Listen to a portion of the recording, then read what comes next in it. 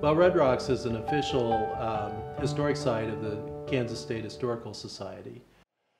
We also, of course, want to engage people in the story of the William Allen White family. And so all that we can do to program, to bring people there, is a critical part of what we do. Because unlike other state historic sites which receive support from the state of Kansas, meaning tax dollars from all 105 counties, we have a disproportionate support in the region for the site. But everything we can do to raise money and engage people and bring them to the site is an important thing. A couple of years ago at our match day, we dedicated funds to help schools with tight budgets to bring field trips to the site. And many schools took us up on that. And it just stretches their budget a little bit more, but it also engages children in the William Allen White story. And this William Allen White story is part of Kansas curricular standards. So anytime we can have young people come, we feel like we're not only fulfilling the goals and expectations of the historic site, but also the State Board of Education. His 49-year career and because he was writing opinion and editorials for all of that time, means that he touched on so many topics on a local, state, and national and international level that there's always something new to learn. And then after he wrote his career-making editorial, What's the Matter with Kansas, that threw him onto the national stage where he met presidents and engaged in dialogue and helped write platforms. And throughout his entire life, he was well-connected everywhere.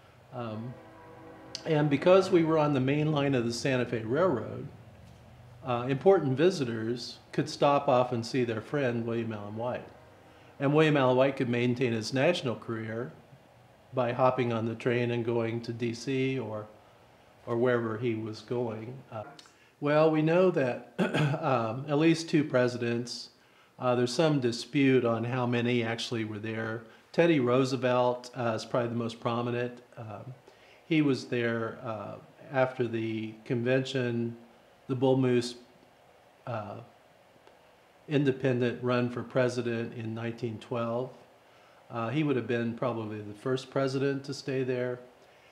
And then Herbert Hoover was probably the most frequent former president or future sitting and former president to visit.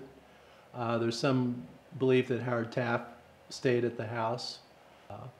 So in this age of digital media and digital communication, I'm amazed to realize how well connected White was able to be through letters and telegrams and train.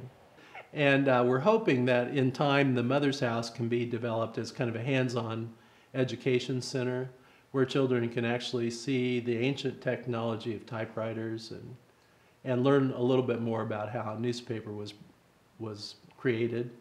For everyone that's ever chipped in and helped us either underwrite tours to the site or try to build some money that can help us with the Mother's House down the road. But for all those visitors, we can only say thank you, and from the bottom of our hearts. We're fortunate to have a board of local people who are committed to supporting that site, both financially and with their time. And everyone else that can help us achieve our goals is going to create vitality at Red Rocks to tell an interesting story about an interesting American who lived right here in our own hometown.